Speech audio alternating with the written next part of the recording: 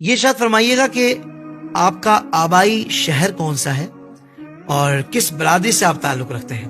میں مشکور و ممنون ہوں آپ کی محبتوں کا، اور جس طرح سے آپ نے مجھ سے یہ طلب فرمایا میرے متعلق معلومات کا، سب سے پہلے میں اس بات کی آپ کو آگاہی دے دوں، میں وہ چیز نہیں ہوں کہ جس کو پہچانا جائے یا جس کو دیکھا جائے۔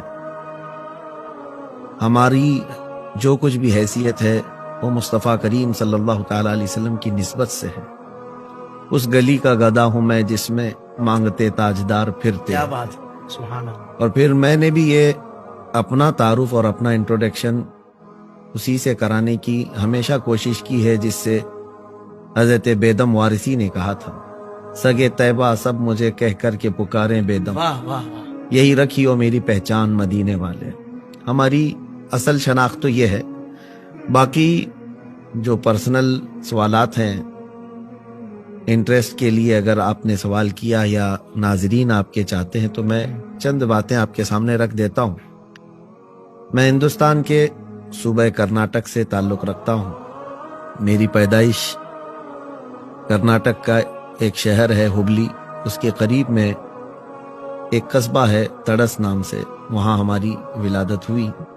ویسے میرے والد گرامی بڑے عالم دین، اور وہ ہجرت کر کے آئے ہوئے تھے کیرلا سے۔ صوبہ کیرلا ایک ہندوستان کا علاقہ ہے، اور وہاں سے وہ اپنی دینی خدمات کے لیے کرناٹک میں آ کر کے بسے، بلکہ میرے دادا ہی آئے تھے، اور پھر اس کے بعد ہم وہیں آباد ہوئے۔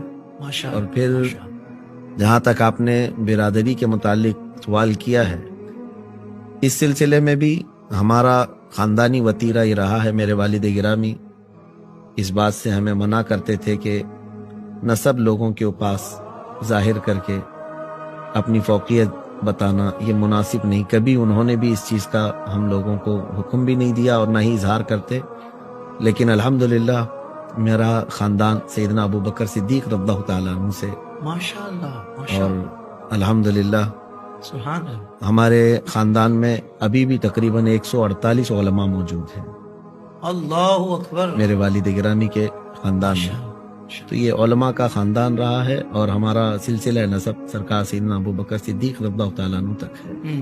یعنی کہ جو لوگ یہ سمجھ رہے ہیں کہ بھائی مفتی صاحب کوئی اپنے خاندان کے پہلے عالم یا مفتی ہے، ایسا نہیں ہے، بلکہ 148 الحمدللہ، علماء آپ کے خاندان میں ماشاءاللہ ہیں۔ بلکہ میری تقریباً 8 پشتوں تک میں جانتا ہوں جو سب عالم دین ہیں، ماشاءاللہ، اور ان کی لکھی ہوئی تفاسیر قرآن بھی ہیں اور کئی کتب ہیں۔